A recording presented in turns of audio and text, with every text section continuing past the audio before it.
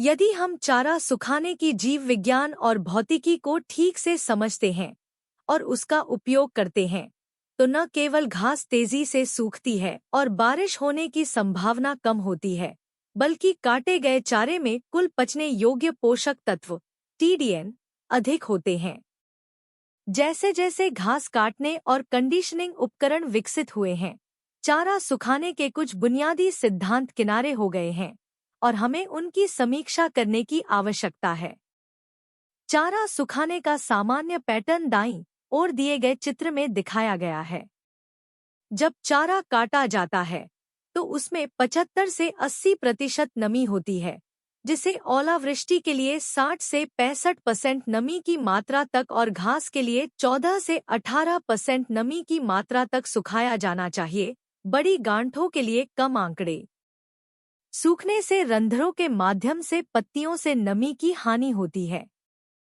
स्टोमेट्स पत्ती की सतह में खुले स्थान होते हैं, जो पौधे को ठंडा करने के लिए हवा में नमी की कमी और पौधे के बढ़ने पर हवा से कार्बन डाइऑक्साइड ग्रहण करने की अनुमति देते हैं।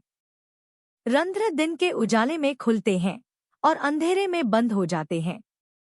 कटे हुए चारे को चौड़ी पट्टी में रखने से सूरज की रोशनी के संपर्क में आने वाले चारे की मात्रा अधिकतम हो जाती है, जिससे रंध्र खुले रहते हैं और तेजी से सूखने को बढ़ावा मिलता है, जो काटने के तुरंत बाद महत्वपूर्ण होता है।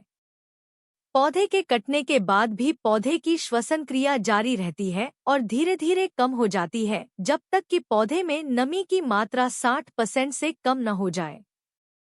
इसलिए पहले 15% नमी खोने के लिए तेजी से प्रारंभिक सुखाने से स्टार्च और शर्करा की हानि कम हो जाएगी और काटे गए चारे में अधिक शुष्क पदार्थ और कुल पचने योग्य पोषक तत्व संरक्षित रहेंगे।